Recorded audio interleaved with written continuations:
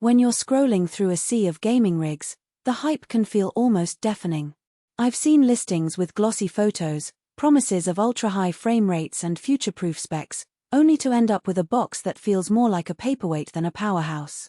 That nervous feeling you get when you wonder, will this actually run the games I love without choking on heat or my wallet, is real, and that's why I'm diving into the KOTIN Prebuilt gaming PC today. Link is in the description if you want to check the product details on Amazon. First off, the biggest question most of us have is whether a pre-built can really deliver the kind of performance you'd expect from a custom-built system, especially at a price point that looks attractive.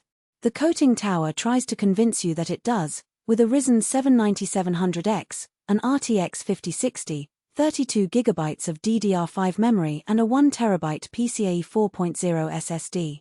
Those are solid numbers on paper, but the real test is how they translate into everyday gaming, work, and even Netflix marathons. I started by hooking the PC up to my 27-inch 1440p monitor because, let's be honest, most gamers aren't going to be playing on a tiny laptop screen.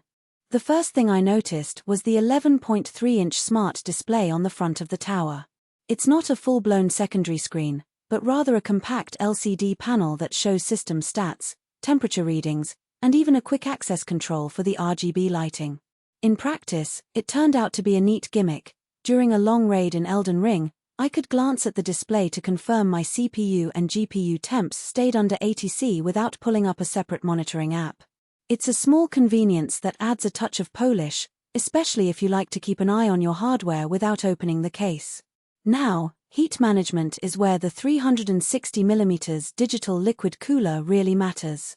Many pre-built machines rely on oversized air coolers that can be noisy once they crank up. The KOTIN's liquid cooling system is quiet enough that you can barely hear it even when the CPU is pushing close to its boost clock. In a side-by-side comparison with a typical 120mm fan setup, the liquid cooler kept the Ryzen 7 at roughly 5 degrees cooler under load, which translated to a marginally smoother frame rate in CPU-heavy titles like Assassin's Creed Valhalla. If you plan to game for hours on end, that whisper-quiet cooling is a solid practical advantage. Speaking of performance, the RTX 5060 sits in the sweet spot between budget and high-end. It handles 1080p shooters like Call of Duty, Modern Warfare 2 at well above 100 frames per second, and it stays comfortable at 1440p, delivering around 70 frames per second on ultra settings in most modern titles.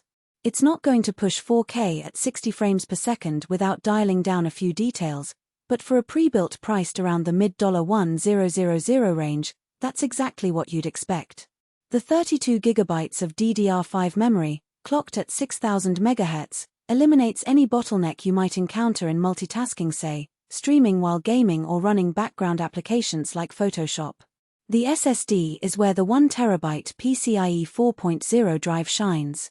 Load times on Cyberpunk 2077 dropped from the usual 30-second nightmare on older SATA drives to under 10 seconds, and even game installations were noticeably faster. What you get is a system that feels snappy not only in games but also in everyday tasks, opening large files, booting Windows 11, or jumping between browsers. That kind of day-to-day responsiveness is often overlooked when people focus purely on frame rates. Now, let's talk about the hidden trade-offs. The tower itself is a sleek, ARGB case, but its dimensions are a bit larger than a typical mid-tower. If you have a compact desk setup, you'll need to make sure there's enough clearance for the front-facing fans and the extra width of the liquid cooling radiator.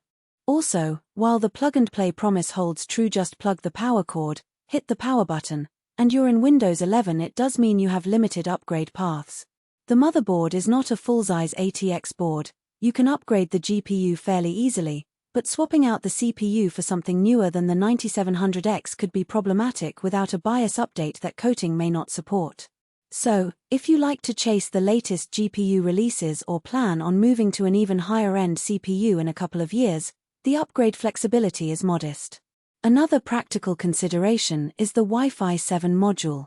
On my home network, the module delivered speedy, low-latency connections for online gaming, but I noticed the Wi-Fi antenna's placement was a tad low on the case, which meant the signal could be a little weaker if your router is on the opposite side of the room. A simple solution is to plug an Ethernet cable, something most serious gamers already do for reliability. The Ethernet port itself is a standard gigabit, it's not a 10 gigabits per second port, but for most gaming scenarios that bandwidth is more than sufficient. Who should buy this machine? If you're someone who wants a ready-to-go gaming rig without the hassle of picking parts, soldering cables, and troubleshooting BIOS updates, this is a strong